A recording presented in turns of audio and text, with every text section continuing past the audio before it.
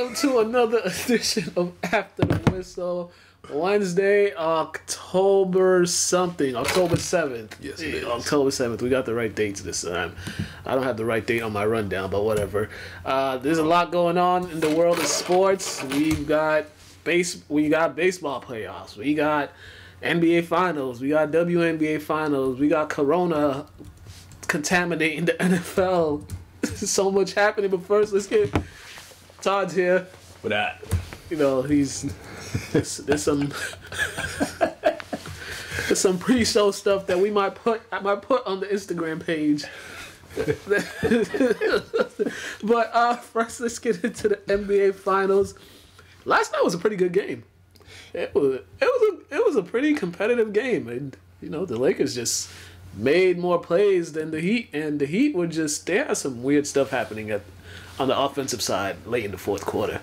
man, they had weird stuff happening all series long. My whole thing is when Butler don't want to shoot a three, like, come on, bro, you're killing the offense when you don't even want to put it up. Like, you're a pretty good shooter. You just had to have more confidence, and we know you're not a 3-point shooter, but you got to put them shots up, man. Yeah, they was giving him that shot too. They were daring him to take it. You got to take it. You got to take it. I mean, we see KCP on the other side, the guy that everybody dares to shoot, he's taking him and making it. So. And remember what I was saying? Like, I felt like he was the X factor. Everybody say Danny Green. I'm like, no, because KCP does more than Danny Green. Have they seen what Danny Green been doing this series? Bunch of nothing. I don't really pay no mind to him because he's legit a shooter. Like KCP, before he came to the Lakers, he wasn't considered a knockdown 3-point shooter. He was a scorer. Yeah. So he had to get acclimated and accustomed to his role. What he did, he's doing all right. He was the third option last night. Yeah, the Heat in this game, if they go back and watch the film of this game, they had numerous opportunities to expand their lead or just to take control of the game, and they kept letting the Lakers hang around. And then I think it might have been the third or fourth quarter. It was at one point LeBron had a spurt where he just scored like 7 or 8 straight points. He was getting to the foul line, making 3-point plays. And then Anthony Davis, who was pretty much quiet on the offensive end majority of the game, he got it going in the fourth quarter. And when you got 2 first-team All-NBAs on the other team, you kind of might want to stretch your lead out because at any point that can happen. You know, they're just not experienced enough. They don't have enough. I tell you, I look at their role players, the Heat compared to the Lakers, the only one that really sticks out to me is Tyler Herro.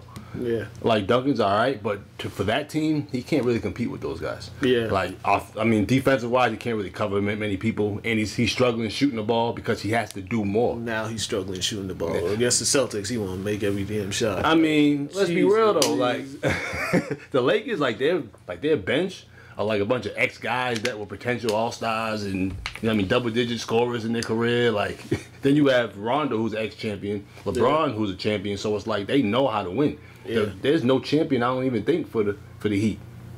Is there? That's active. Oh, I mean, no. Half don't count. That's my point. So they don't even understand how to win yet. Yeah, and you can just look at it. The bench points: 27 for the Lakers, 13 for the Heat bench, and then those 5 points KCP had in the fourth quarter because it was like a 2 or 3 point game, and then his 5 points stretched it out to a 7-point game, and then. They traded buckets for a little bit, and then LeBron made a big play. Then AD hit a key 3-pointer, and then they couldn't get a defensive rebound to save their life. They kept letting Rondo grab offensive rebounds. You can't do that. That's like an issue with a guy that gets in there and gets his nose dirty and rebounds the ball. It's hard to block him out because you don't really expect him to really get in there. I know, because you know.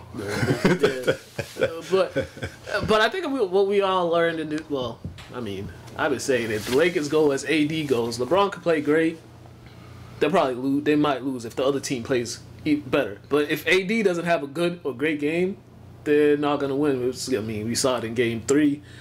In Game 3 we saw it in Game 3, and then they kept him at bay for most part, and then he realized he was AD, and Well, most championship caliber teams have a legit big man. There's only been a few franchises that were able to win championships without a good big man, like Bulls, Golden State. Some people think Luke Longley was a great big man. What? He wasn't trash, but he wasn't good. They won them chips because of Kukoc. Stop it. What? Oh no. And then, and also AD was a problem on the defensive side, on the defensive end too, because he had 4 blocks and he altered so many shots. You know, they finally Jimmy Butler was getting to the rim, but they were altering his shots every time he get there. So the Lakers, it's good luck trying to come back from 3-1 on this one. Yeah, man, it's too much size, man. Yeah. It's too much size. And they kind of needed Goran Dragic's experience. They just needed somebody to control the pace because they were going to... And they're missing 18, 20 points? Yeah. A game? Yeah. So, that boy's nice. I just ain't no slouch. He just old. I guess. He 34. Oh, I mean, yeah. He be the same age, but apparently my body a little better than his. You know, NBA, 34. Yeah. The amount of contact them guys take, 34 feels like 44. WNBA action. I watched this game from start to finish. I mean, I watch it. But Mackenzie had to remind me of it because I was out the loop. Some days I just don't watch anything. I hear you. But Seattle Storm sweep the Las Vegas Aces to claim their 4th title in franchise history. Sue Bird, she's been a part of all 4.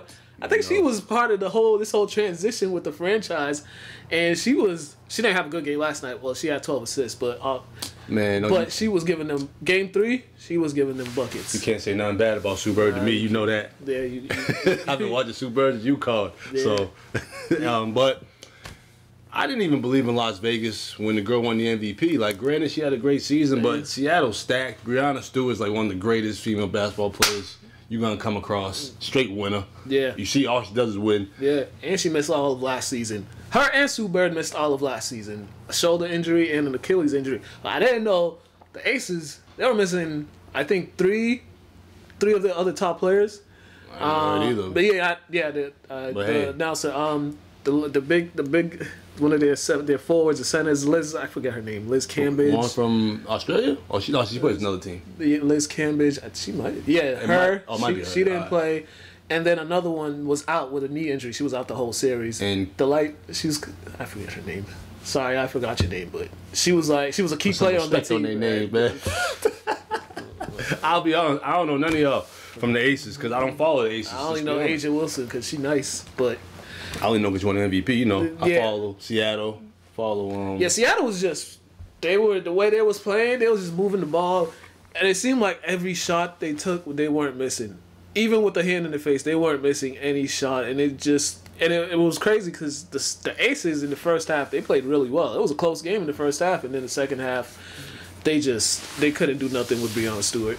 I didn't buy any of it. See why they got swept and how they got smacked last night. Smacked. It was almost, what was it, 30, 40 piece? I think. Bro, I don't come. Yeah, man, it was bad, but. The good thing is they could get out of that bubble because they've been there over 100 days. And I don't know about you, more power to them because I can't stay nowhere for more than 3 or 4 days. They've been there 100 days. What? We already went over what would happen to me if I was in the bubble. But I'm getting kicked out. I'm just saying, just being in one place for a whole 3-4 months, that's more power to them because some of us, I'd lose my mind. Might be kind of like prep school, college, to a certain extent. I don't know, but congrats to the Storm, fourth WNBA title. Breanna Stewart, the second WNBA Finals MVP. This postseason, she averaged 25, 3, 7, and 4 assists. And then, one of the girls in the postgame said she had dedicated that series to Kobe and Gigi. That was a cool moment in the post game. So congrats to the Storm. Now y'all can actually enjoy. Well, I don't know what you could do. We're still in a pandemic, but you can get out of Orlando. I know y'all trying to get out of there. Brian Hoyer's trash. Yeah, that whole game was awful. But I swear if Cam was playing that night, we would have won. We would have smacked him, I felt like. But I felt like if Cam was playing, they wouldn't have played that bad. They'd have a different game plan. They'd have a different game plan, but the Patriots would still probably come out with the victory. Because the way they was running that football, all you have to do is hold the ball, throw it away. That was 2 times to get in the red zone, and Hoyer just does dumb things. And then he tried to call a timeout knowing damn well they don't have a timeout. Honestly, the moment was too big for him. I think, granted, he's been a pro he's a vet. He's been a pro for a while, but I think the Chiefs, him starting, what was it, like the fourth game of the season? Yeah. I think everything just got to him, and he just kind of just had a brain dead moment, like Brady does once a year. So both of them was at the absolute worst time, and if you just looked at it, they held the Chiefs to 6 points in the first half.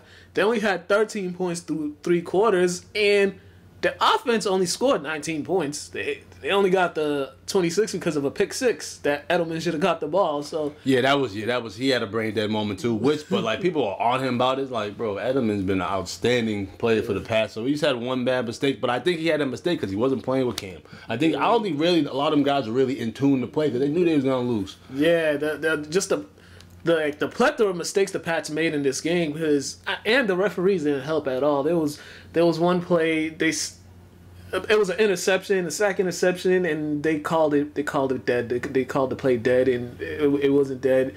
And then there was a suspect pass interference on Travis Kelce after the Patriots scored the touchdown to make it 13-10. I think it was a third down. Yeah, it was a third down. They stopped it and they called a suspect pass interference, and then boom, they scored, and then Stidham threw interceptions. And one thing I do like about Stidham, he's very confident. Because the announcer was like, "Oh, he's nervous, this, that, and that." I said, "Nah, bro, he about to throw a bomb right now," and he threw one. Granted, he got interception, but he did throw a touchdown though. So that's the Jared Stidham experience. Yeah. So I mean, how many more games is New and out for? They're not sure. I don't even know if they're gonna play this weekend because I don't know if you saw Stephon Gilmore tested positive for COVID today. And so the game this Sunday is in jeopardy. I think they shut down the facilities. They're not having practices or the team's meeting. Yeah, it's something. They should not even have played Monday night. I don't understand why they would have, because they literally postponed the Steelers and the Titans game because of COVID, and they couldn't do it for this. Like what? Man, for one, each state's different.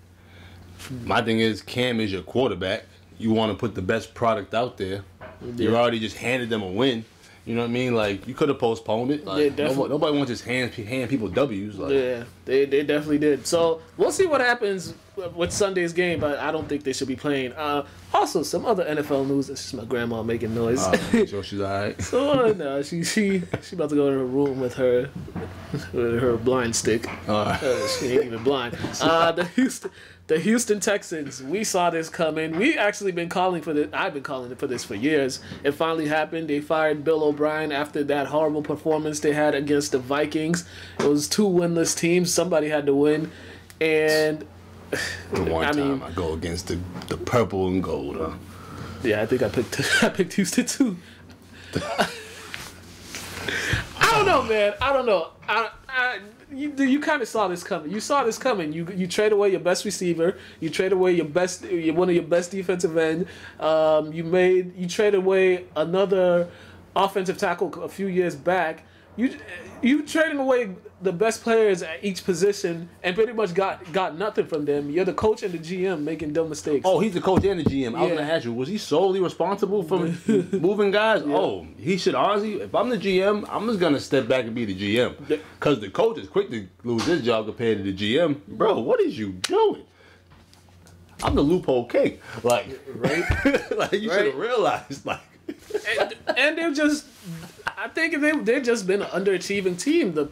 They just underachieve every single year. They're underachieved, and they'll have these great seasons, and we're like, can they win a Super Bowl? And then we remember who their coach is. We're like, yeah, they're gonna lose in the first round. Oh, they're gonna lose in the playoffs. They're not gonna make a Super Bowl run. I mean, they had a 24-0 lead in the AFC divisional game, and they blew that. So.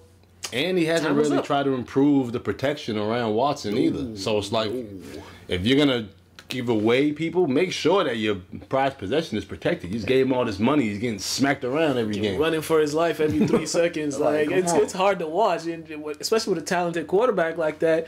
And he's throwing to nobody. You name somebody else on that offense. I don't know. I don't know who's Watson. Exactly. So we saw it coming. good luck to whoever's gonna get that job, because that whole it's a hot mess for whoever gets there, because there's a lot of cleaning up. They've got like $260 million invested in players, so yeah, they don't have any first or second round draft picks next season because they traded those away. Yeah. Advice for the next guy up: pick one position or the other. Don't try to be a dual threat. And whoever gets that head coaching job, they better just give him a good significant amount of time, because it won't change in 2 or 3 years. He needs like at least a good 5-6 years. And that's crazy though, because they gave this dude Bill O'Brien so much time, and they barely give a lot of coaches any time. Yeah, at all, especially black coaches. I wasn't gonna. I'm always talking about racial stuff, so I'll let you. Oh yeah, we talk about the elephant in the room. On a side note, apparently we have a hater. I don't know if he's a hater, but we have somebody that watched the show. Yeah. And didn't particularly like our political commentary that we made. All right. Well, you know, if you ever see me in public, address me face to face. Or just come on the show. That too. We welcome everybody. It's safer for you to come on the show. To talk to us face to face. I don't know the person's name, but that's all I ain't worried about who it is, anyways. They just told me he didn't particularly like what you guys, your political stuff. I'm like, you know what? He don't like what we say. We don't even know him. Yeah. So with that being said, next topic. The Green Bay Packers, the red hot Green Bay Packers, and Aaron Rodgers, who has yet to throw an interception. I think he's 13 touchdowns and 0 interceptions for this game. I mean, we all knew what was going to happen in this game. The Falcons pretty much stood no chance, especially at Lambeau Field. It's cold. They're outside. Aaron Rodgers barely loses on Monday night at Lambeau Field, and this is what we got: 4 touchdowns, and then him and Aaron Jones, they got the connection. And then this Lazard guy, I think that's his name, the backup tight end, who I said Lazard Tanyan. He had 98 receiving yards and 3 touchdowns in his first start. I'll be honest, man. It's hard for me to even care about these games when you're playing the Falcons, because Matt Ryan's known for having all these yards and can barely get a touchdown at all. So it's like what is and Aaron Rodgers is playing at an MVP level right now. Yeah, there's a few MVP candidates. Like the MVP race this year is gonna be pretty wild. But the Packers right now, they're pretty much, them and Seattle look like pretty much the 2 best teams in the NFC right now. But for the Falcons, it's like tick tick tick tick tick for their head coach, because tick tick for the head coach. What about their quarterback? I mean, they gave him all that money. They ain't going. That's crazy. Yeah. Like, man, this is why I got an issue with football. They pay some players, and they force guys to, I want to say, hold out and do other things to get their money. And it's like, the guys that are holding out are actually good. Yeah. And the guys that just get their money are trash. Hey, man. I don't even like saying trash, but, if you're a quarterback and can't throw touchdowns, what are you out there for? You know what I'm saying? I'm still conjuring up a plan for somebody to overpay me like they be overpaying quarterbacks. I might have some. In the NFL, man. Because, man, mediocre quarterbacks in the NFL, they get paid. And also, the Falcons, ever since that Super Bowl loss, they've been that Super Bowl meltdown, or choke job, however you want to call it. They've been 27-20. They have a 27-28 record, blowing leads, just not playing good football, wasting good years of Julio Jones. They got all the offensive weapons. It's just coaching, and their quarterback is just not that great. And once again, if this was a black quarterback or a black head coach.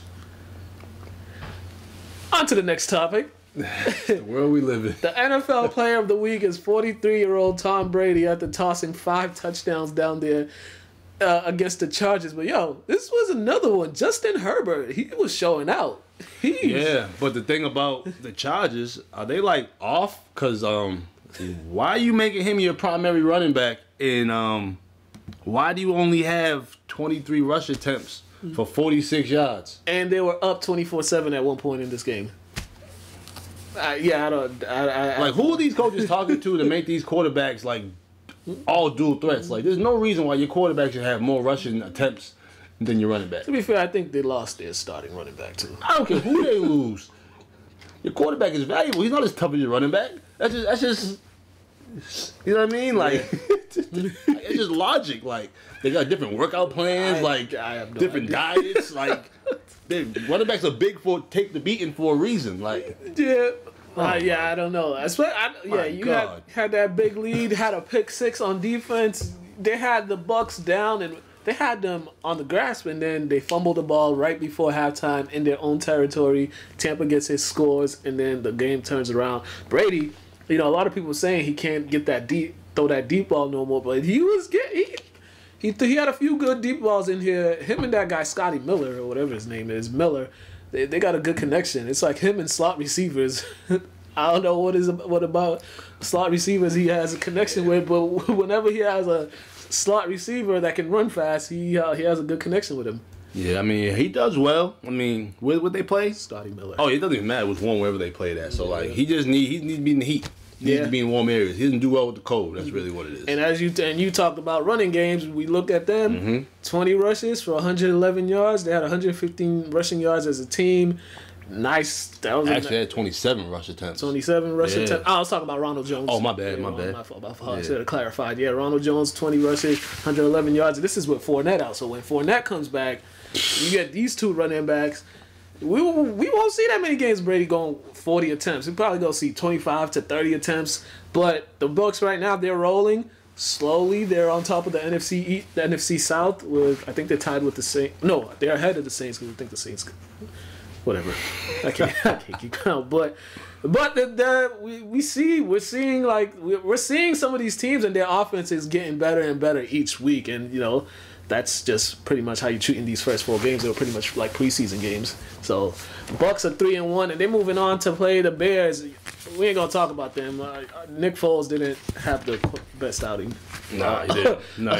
The other night. I'm still rooting for him, though. Yeah, but if you close your eyes, you wouldn't know if it was Trubisky or Foles, because that's just how bad their offense was. Jesus. And that's another one. We got to look at the head coach too.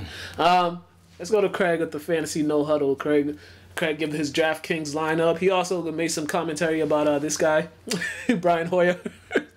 Oh, he's talking about the guy that had issue with us. Okay. Man, it's probably some old guy. It's usually old men that are. I'm not gonna beat nobody up, man. Don't worry. Fantasy no huddle with Craig. What up, everybody, and welcome once again to No Huddle here on After the Whistle. As always, it's your boy Craig, and I have my DraftKings picks of the week for you. Disappointing loss this past week for the Patriots over Kansas City. We all saw if Cam Newton was there, we win that game. But unfortunately, we had to go with the bum Hoyer and then switch to the novice Stidham. With that being said, hopefully we get Cam Newton back sooner than later, but we'll move on from that and we'll get to the DraftKings picks of the week. Starting off with the quarterback position, I got to start off with my guy Kyler Murray. And the reason why we're going to do that is because they're playing the Jets. The Jets are awful. They're not going to stop anything. Their offense cannot move the ball. Therefore, Kyler Murray is going to get opportunity after opportunity to jump on and put up points. In the running back position, I think I went with 2 guys that I think you might not expect, but for very good reasons. First off, I am going with Todd Gurley. Todd Gurley came off of a really good week this past week, scoring a touchdown. I think he's going to repeat that this year. He has a good matchup waiting for him, and I expect him to do very well. Next is Devontae Freeman. And, Devontae Freeman had a decent week last week. He did reach double digits since joining the Giants for the first time. But my reason being is they're going up against the Dallas Cowboys. And we all know the Dallas Cowboys might have the worst defense in the NFL. They cannot stop anybody, and they're just allowing teams to score point after point after point. And I just realized my TV's on. American Ninja Warrior playing in the background. Don't hate, appreciate. But put that on pause real quick. So next, we have to go on to our wide receivers, where I have chosen to go with Will Fuller. Once again, they have a favorable matchup, and I just think that Will Fuller, while healthy, is the number 1 wide receiver for Houston. He's going to get his touches. He's a deep threat, and he's got good hands. So I like this. They got a new coach, so whatever's going to be happening on that offense, I don't know if the defense is going to be ready to defend it. Will Fuller's going to take advantage. Next in the lineup, got my boy DJ Chark. Back off of a light injury, came back and scored 2 touchdowns right away, putting up a hefty 30 piece. And whereas I don't like to double down on players putting up big performances, in this particular instance, DJ Chark is Gardner Minshew's #1 guy. And once he's out there, Gardner Minshew plays so much better. Therefore, leading me to believe that Chark will have a repeat performance and get into the end zone at least 2 times. The final wide receiver I'm choosing this week is CeeDee Lamb. And the same reason I'm choosing CeeDee Lamb is the same reason I chose Devontae Freeman. Is that because the Giants are terrible. They do have an okay defense, but it's not good enough. And Dallas is going to be moving the ball all day. The double coverage will be on Amari Cooper, once again leaving the rookie CeeDee Lamb on single coverage, where I believe he has incredible playmaking ability. Scored 2 touchdowns last week. Look for that to repeat again this week. And sticking in the same class of game, I'm going to go with Evan Ingram, a guy who I absolutely do not like at all. I hate Evan Ingram. I do not think that I think he's one of the most overrated tight ends in the NFL. But they're going up against the Dallas Cowboys. Giants need to get in there. What up, Penny? I see you. And I think this is going to be the one game where Evan Ingram shines, because Dallas' defense is absolutely terrible and they cannot stop passes downfield. Evan Ingram, look for him to be the shining star. In my flex position, I think I went with a sleeper pick. The New England Patriots are going up against Denver Broncos. The Denver Broncos defense and offense are completely depleted. Especially if Cam Newton makes a return, expect the entire Patriots team to do well this week, especially Damian Harris. He came in off injured reserve and went off. I think he ran for almost 100 yards. And that was against Kansas City, whose defense is really good. We're going up against Broncos, whose defense is really bad. So I expect for Damian Harris to run for over 100 yards, and I believe he gets into the end zone at least one time. So I had to put him in my flex. He's cheap money, less than $5,000, so I put him in. And with that being said, I got to also go with the New England Patriots defense. Stephon Gilmore isn't going to play. He's going to be out due to COVID, but we don't need him. It's the Denver Broncos. Their best wide receiver is Jerry Jeudy, rookie. And then a second-year or third-year wide receiver in Patrick. I am not worried about either one of these guys. We have a loaded team of cornerbacks. We're going to shut them down all night long. We're going to be getting at whatever quarterback they choose to play this week. We're going to get at them early and often. The only thing we're going to have to worry about is the run game with Melvin Gordon.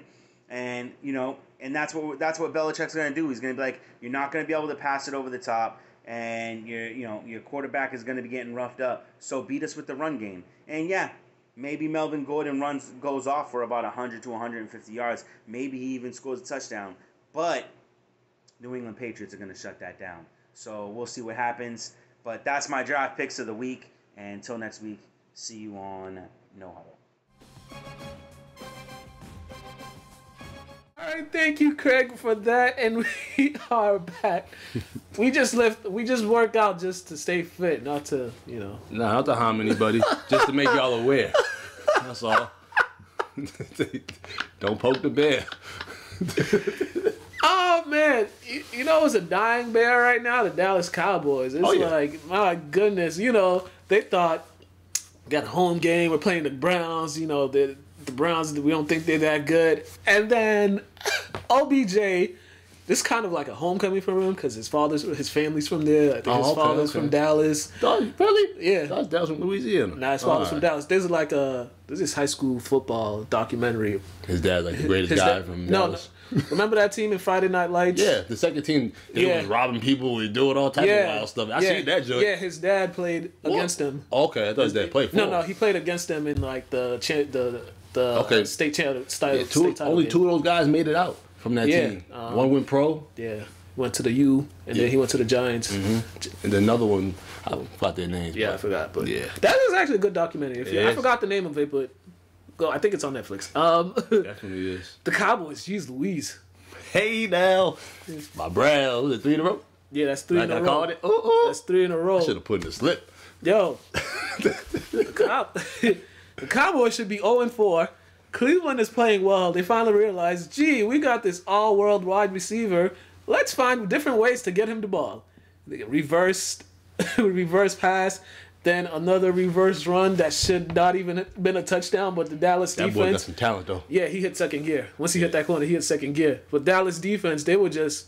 Only one person saw that play coming, and he tried. But the pursuit, it was just like they just stood there and watched, and I'm just like. First of all, that whole team is falling apart. Yeah. Their whole offensive dynamic makes no sense to me. Dak has no business throwing the ball 58 times, and Zeke has no business only running the ball 12 times. It was 14-7 at one point, Dallas, and then you blink, it was 41-14. They keep getting into these big holes, and then Dak is throwing for all these yards and making it seem like he's been playing great, but it's like, nah, you guys are down, and you got to throw to actually climb your way back. But for this dude, Zeke, to hold out, and they only, as a team, attempt 18 rushes. Oh, yeah, I feel you on that. You was getting 4.7 yards, so it wasn't like you wasn't getting any yards. Yeah. Like if you'd have got at least 25 to 30, you probably would have at least had it 5 yards to carry, 6 yards maybe, but you're not winning any games with 3 turnovers. And Cleveland was outstanding with 0, which is rare. Rare at all. And they were running the ball. They were Kareem Hunt. I think Nick Chubb got hurt, but Kareem Hunt and they had another guy. Johnson. Yeah. So, I mean, the Browns, their head coach finally figured it out. We're a running football team.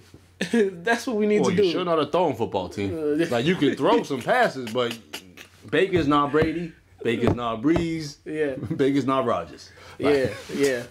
But, yeah. Hey, if they can get that production from Baker for the rest of the season, like 20 to 25 passing attempts per games, they'll be in good shape. Because let me look at their schedule and see what they got. Because they're beating the bad teams, which is what I say. Always beat the bad teams. So what they got coming up? They got the Colts this Sunday, tough team. They're at Pittsburgh, then at Cincinnati, then the Raiders, Texans, Eagles, Jaguars, Titans.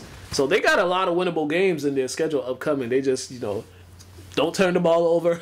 Stick to the game plan. Because, sometimes teams get on a roll, then they revert back to the dumb decisions. They need to stay on course. Yeah, they do. Because they're looking up at Baltimore and Pittsburgh right now, who are both playing well. So we'll see what happens. Steelers-Titans game got postponed because of the COVID outbreak. There's a COVID outbreak. The Titans, apparently, they broke protocol and they had some meetings. There were more positive tests this week. Like, team met up, players met up last week and was, like, working out together or something like that. I forgot. I didn't read the full report, but from the glimpse of it, that's what it was. And now they've had more positive tests. And it's, like, been ongoing. Each day, it's, like, more positive tests on the Titans, and it's just like, shut it down. That's all I've been saying. Like, shut it down. Well, apparently the only people that get it right is the NBA. Because they actually put together a plan. Well, we know, well, for one, the sport of basketball is more of a thinker's man's game.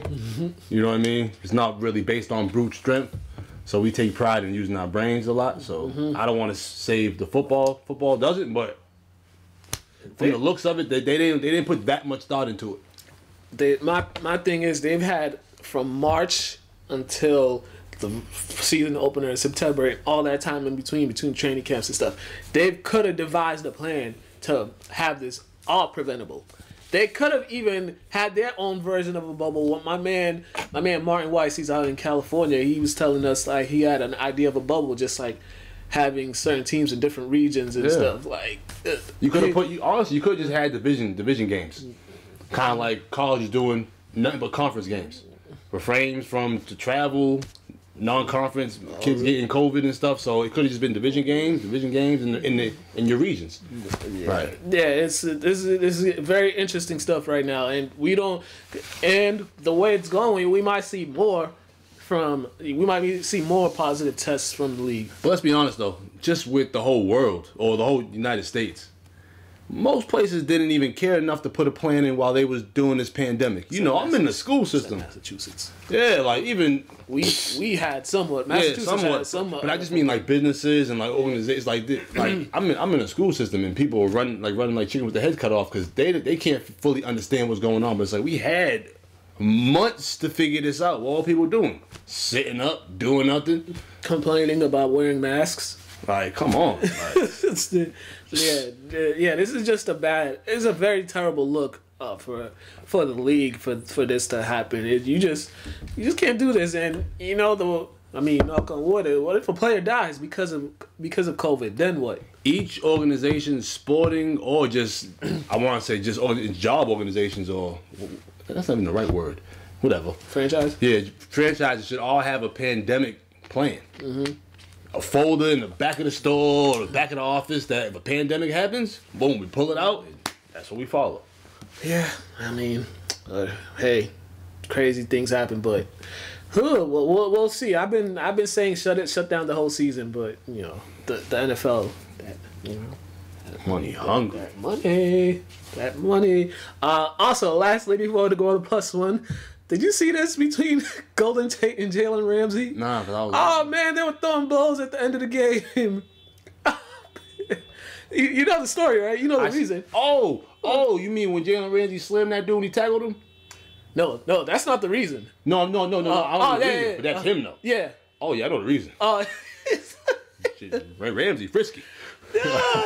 Ramsey getting it in. But. I mean, Golden Tate was on Twitter saying he gonna have to see me and all this other stuff. So this was. And you supposed to be big brother? I would have told my sister, listen, you should make better decisions in the men you choose to. Especially if she's grown, right? Yeah. Like, bro, your sister grown having kids, bro. Let her, unless the man's putting hands, that's different. But if that ain't, you gotta let them make their own decisions, bro. Yeah, I do have a sister. I'd be forgetting I have a sister. She's like, she's like 10, but you know what I'm saying? If I had like together, I don't know her. I'm saying if I had like a grown sister and something like that happened to her, I'd just be like, you chose him. You chose it. Yeah, I mean, the most I could do is just look at him sideways. But I mean, you gave me nieces and stuff. So. I mean, even the females in my family, like, you know, I try to be supportive of their decisions. Me and the men might not see eye to eye, but I still try to be supportive. Yeah, I mean, that's your decision to deal with him. Cool. Yeah, and you know what I do. I ain't getting in people's business. Ain't my kids. Don't affect my life. Ain't me. That's y'all decision. Y'all made it. So I mean, but that's that whole. It's just in the heat of competition when stuff like that happens. You know, another player has extra motivation and actually want to do something crazy. You ever played in a game with somebody not something like this, with someone who's just trying to get one over you because of something you did that didn't have to do with on the court? Yeah, definitely. I mean, when I was in high school and college, and I see guys with their girls on the sideline, no matter what league we was in, I'm trying to dunk on you in front of your lady on the break.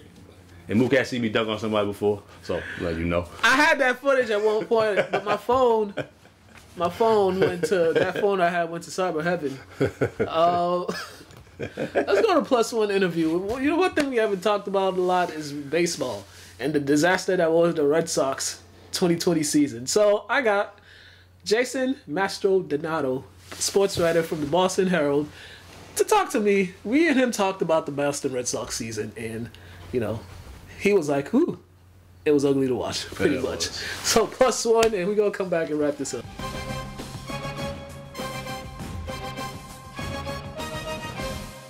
Hello and welcome to another edition of the Plus One interview. And today we have a special guest with us, sports writer at the Boston Herald, Mr. Jason Mastrodonato. How are you doing, sir? I'm doing great. How are you? No, I can't complain. Lots to talk about. First, in one word, how would you describe this past season for the Boston Red Sox? Oh, ugly. I mean, painful would be a good word too. Painful to watch, ugly to watch. And as we saw this week, people weren't tuning in. I mean, the viewership was down 54% from last year. The ratings were terrible. The biggest drop-off in Major League Baseball of the 25 teams that reported local viewership. People didn't want to watch this team, and it's scary to think about the uphill climb that they have to try to get people back into it. And that is saying a lot too, because we know how much Boston fans love the Red Sox. You know, they've been with them they've been worse years, and they stuck around, but it was, you know, for that to happen to the Red Sox especially, that's quite telling. Yeah, exactly. It's scary too to think about where baseball has kind of fallen in the rankings of Boston sports, where, you know, for a long time it felt like the Red Sox were number one, and then we have the Patriots kind of taking over, and now we know, well, the Patriots are going to be number one for a while, probably. And now it's like the Celtics are even more interesting than the Red Sox. And it's scary because the demographics we know of baseball trending older. They got a little bit better this year, some younger people tuning in. Maybe the people who weren't at the stadium, who couldn't go because there's no fans allowed, maybe watching at home, a lot of kids at home without a whole lot to do, probably tuning into the games. But the Red Sox have to do a lot of work this offseason. I think if it's going to be a slow rebuild, like where it takes a couple of years, like a Tampa Bay Rays or Chicago Cubs or Houston Astros, they're going to lose a lot of fans. It's going to be bad for business. They're going to have to really pick things up, I think. And do you think the trading of Mookie Betts also played a role in that? Because there were a lot of people not too happy about that move. He was a pretty liked guy around here. Oh, yeah, of course. Yeah, when you lose your franchise icon, your superstar, I mean, it's funny to – I'm kind of a stat nerd. I'll pull up the Baseball Reference page and look at the Red Sox history, and you can see the rankings, the most valuable players in Red Sox history. Mookie Betts really played 5 full seasons in Boston and is the 12th most valuable player in Red Sox history with just 5 full seasons in Boston. I mean, that he was just the most exciting player on the field, the best player on the field. And I thought kind of was morphing himself into a leader. When you look at the 2018 World Series, I mean, that was the guy that they looked to be the leadoff hitter, to start the offense, to get them going. To lose that guy, it's not just that you no longer have him. It's the message that it sends that I think really bothered a lot of Red Sox fans, that they said, we're not going to pay him. See you later. And Red Sox fans said, well, forget it then. Why am I watching if the most exciting player we have is gone, and you didn't care enough to pay him and keep him around? Take a hike. And then you see what he's doing over there with the Dodgers and how well he's played for them this season, and you know they're poised to make a World Series run. So it's you kind of shake your head or bang your head on the wall a little bit just seeing the production that he's given the Dodgers. Absolutely. And you know, Alex Verdugo, the guy they got, the centerpiece of the trade that they got back, I think is going to be a really nice player for the Red Sox. I actually like him a lot as a player. A contact hitter, which they don't have a lot of, especially in today's game. It's all swing hard and maybe a miss or maybe you hit a home run. He's not that guy. He's more of an average hitter, and he's an exciting player to watch. And they get to have him for a long time. And we'll see about Jeter Downs, the other guy that looks like a nice prospect in the trade. But for me, this is going to be something we're not going to know if this was a good move for the Red Sox until 5, 6, 7 years down the road, because the Dodgers already locked up Mookie for the rest of his career. They gave him the big contract that the Red Sox want to give him, and that was the issue, that they didn't want to give him that money. And so let's see how that plays out. If it ends up being a terrible contract, maybe we'll look back and say, hey, the Red Sox were right. You know, they lost a few great years out of one of their best players in franchise history, but at least they didn't have to pay him until he's 39, 40 years old and at the tail end of his career. That's when we're going to find out. So this one's going to take a while to see if it was a good move or not. But we know right now it's really painful to watch. And then you hit on the head earlier when you talked about the 2018 World Series. That just seems like it was so long ago. It's like so much has happened ever since then that you kind of forget that they won the World Series 2 years ago. Yeah, it's crazy, huh? You got, I think it's 4 first-place finishes and 4 last-place finishes in the last 9 years. It's like this team is either all in or all out. And when you lose Mookie Betts, it's hard to be all in, and it's pretty obvious that they were all out this year. I mean, from the start, they didn't have a great product on the field. They left some of their best prospects in Pawtucket all year. They were on pace to have the worst ERA in 25 years of Major League Baseball until they called up some of their young pitchers at the end of the season to kind of win them a few games. But they were all out this year for sure. And that's where it's hard to get fans interested when you don't have your best prospects on the field and you're not competing. Why are people watching? And they obviously weren't. Yeah, and you talk about that, the 5.58 ERA that they have was ranked 28th, and it was 28th in the league. That's just not good, and that was the issue for them all season, because I think on the offensive side, they're batting. They finished third in the league in batting, 81 home runs, a 2.65 batting average for the team. So the offensive side, the batting wasn't quite the issue. It was also the pitching. And wasn't there many games where the bullpen pretty much let them down?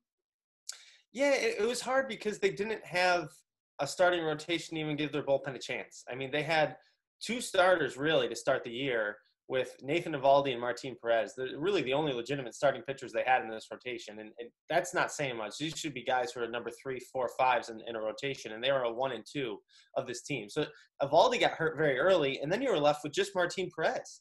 And they're trying to do the opener strategy that worked well with the Tampa Bay Rays when Chaim Bloom, the new Red Sox GM, was one of the Rays front office executives, trying to pull that same strategy, and they didn't have the depth. They didn't have the bullpen that the Rays have. They had a bunch of cast-offs or waiver claims or pickups from other teams. In some cases, they got them for nothing from other teams.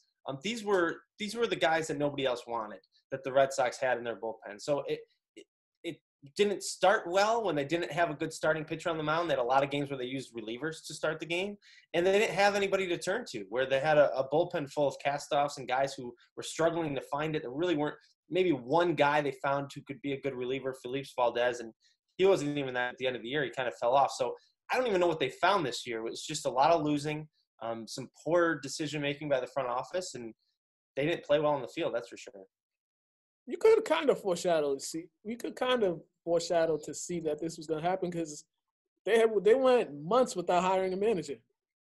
Before anything, they didn't have a manager, so everything was so uncertain. So it was, from the beginning of the season, even before the season started, it was just a disaster of what was going on over there. It was, yeah. Once they lost Alex Cora, and he was the heart and soul of the team. I mean, he was the manager that gave this team energy, that gave them excitement, brought them back from the John Farrell era and turned this team into a much more interesting team to watch. He was a bilingual guy, connect with everyone in the clubhouse. When they lost him, you just kind of knew that it was going to take some time for them to find their groove again. And they chose to go with Ron Renicky, who was the bench coach, and they thought they could keep the same energy that Cora had by just promoting Renicky. And it just didn't work. It just seemed like the team was kind of lackadaisical all season. Like, Renicky was a nice man, but not a man who was really pushing them to get the best out of them. Mm-hmm. And we'll see. I mean, if Alex Cora comes back, what happens then? Does he bring some energy back to this team? It looks like that's a way that is probably the most logical for them to go, with Cora's suspension being lifted 5 days after the World Series. They can talk to him again. That looks like, to me, the most obvious choice to get some energy back in this team and kind of bring them together again after this horrendous season. Yeah, I know you had an article out about the possible reunion with the two teams, with the two parties. Would that would be? I don't even know how to even describe that, because that would just be interesting. Because I completely forgot his suspension was for the entire year. I thought it was for like 2 years, but I forgot that he's coming back. So, a return for Alex Cora in the bullpen, in the dugout,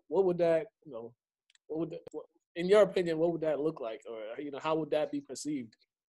Yeah, I think most fans would be okay with it. I think there's a subset of fans who say, hey, this guy cheated. And he was the mastermind of the Astros cheating scandal in 2017, according to Major League Baseball, who said that it was him who kind of devised and implemented the plan where they're banging on the trash cans to steal the signs from the other team. They were using illegal video to steal the signs during the games and then connecting them to the players.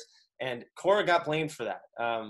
Rightly or wrongly, he got all the blame for that. I'm sure there was a lot more parties involved than just him in Houston, but he got blamed for that. And it's interesting to hear the Red Sox, even Ron Renicky, on the day that the Red Sox fired him last week or 2 weeks ago now, he said he thought Alex Cora deserved to be managing again. He thought that he thought Cora was sorry for what he did, that it wasn't right, but that this guy is just a leader, just a natural leader.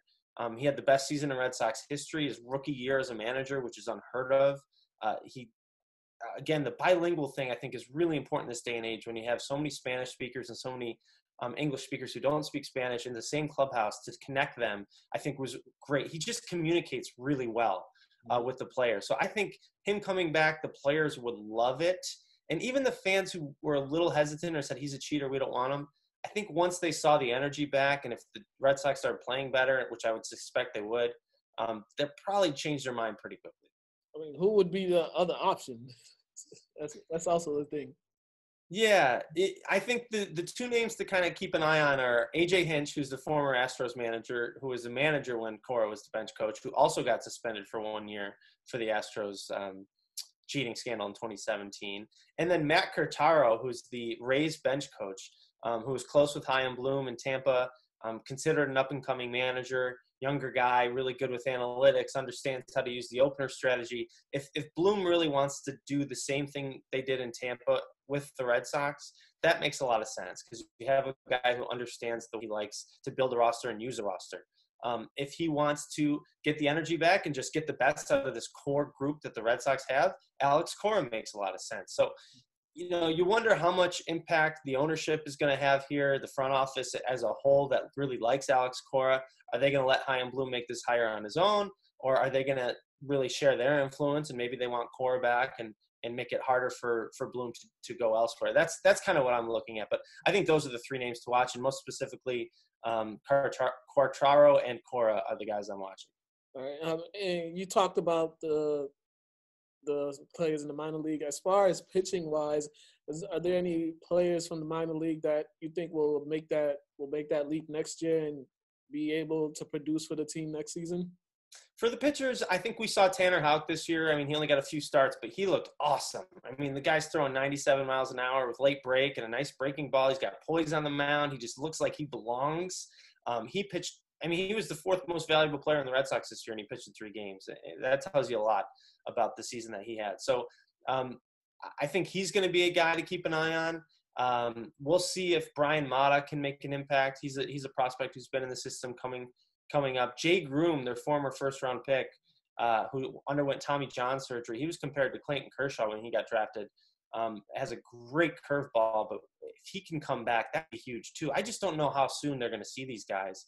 If they want them to develop a little bit more in the minors before they get them up to the big leagues, that's going to be the question is, are the Red Sox actually going to try to compete next year? Are they going to get these guys up in the majors to see what they got? Or are they just going to let them develop longer and say, we'll play for 2022 and we won't really worry about 2021 quite yet? And speaking of 2021, how have you heard anything? Will there be a full season in 2021, or is it still up in the air after the World Series is over? They're going to convey and figure things out. Yeah, so the plan is to have a full season. The plan is they already have a spring training schedule. They know when they're going to report next year. They have a full 162 game schedule already set in the books. They want to do it. Obviously, we can't predict what the coronavirus is going to be like and how that will impact our lives as a country, not just as a sport. But we'll see what happens with the coronavirus. But that's what they want to do. They want to play a full season and get back to regular spring training in February. Awesome. And lastly, who do you got for the World Series? So it's hard to go against the Dodgers, but the Yankees, there's something about DJ LeMahieu, man. And he's not the typical hitter that you really fear, but just to have a leadoff hitter like DJ LeMahieu, he really sets the tone for that lineup. That's a tough lineup to get through. They got Garrett Cole top the rotation. The obvious choice is Yankees, Dodgers. I feel like the Yankees are just a team of destiny. They're going to be really hard to knock out. Yeah, that'll be quite the series. New York and LA. Too bad it can't be. Too bad it can't be in regular circumstances. But that would draw definitely ratings. All right, Jason, please let them know where they could read your stuff and also plug in your social media. Thanks, man. Yeah, so I've been writing at the Boston Herald for 5 years, so you could find me on Twitter at @JMastroDonato or check me out in the Boston Herald. Appreciate it, man. Thanks for having me. No problem, man. Thank you. You're welcome back anytime. And you guys have been watching another Plus One interview. That's Jason Mastrodonato of the Boston Herald. Have a great day.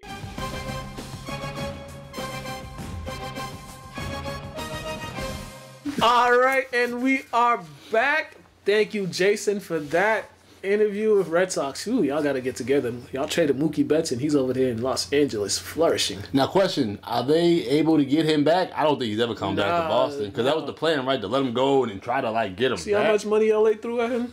First of all, it's L.A. Yeah. Like, I'm not coming out here to deal with 4 seasons. What I look like? And all that money they threw at him, he ain't coming back. He is not coming back. Let's see some quick stuff around the league. The team from Washington, they've benched Dwayne Haskins. He put him on third string now. Mad disrespectful. Whoa. And they got Kyle Allen starting. I mean, good luck with that. The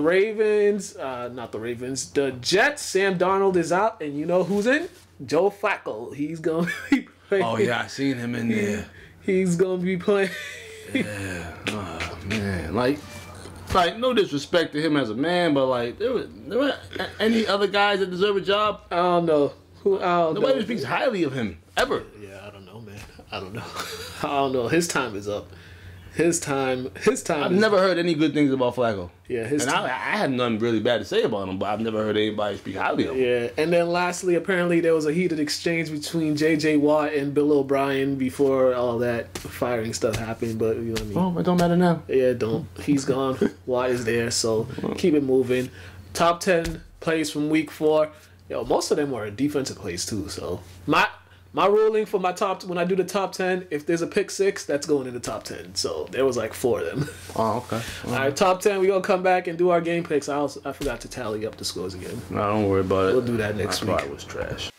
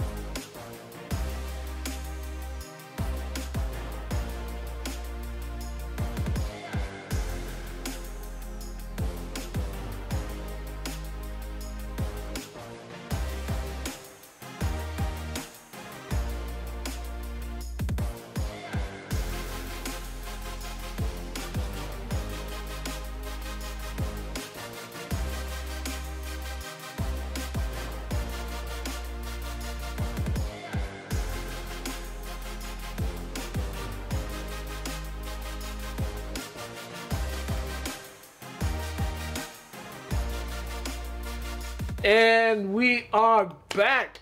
And we are, it's that time again where we do our picks. Next week, I promise you, I'll add up our choices from last week and this week. And, yeah.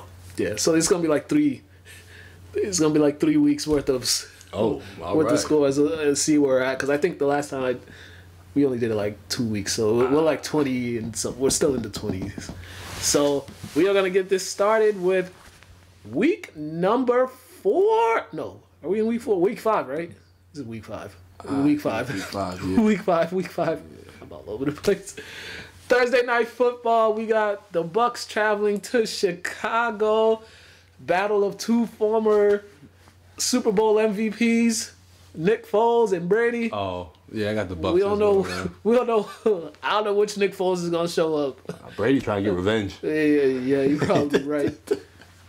Maybe nothing crazy happens from here till tomorrow that'll postpone or cancel the game. But I'm going with the Bucks. They're on the roll right now. They're playing well. Carolina at Atlanta. Carolina, man. Panthers been playing well the past couple weeks. They've been playing well. I'm going with the Panthers as well. I'm never choosing Atlanta. Buffalo, 4-0 Buffalo against undefeated Tennessee. In Tennessee. Going Buffalo. You going with Buffalo?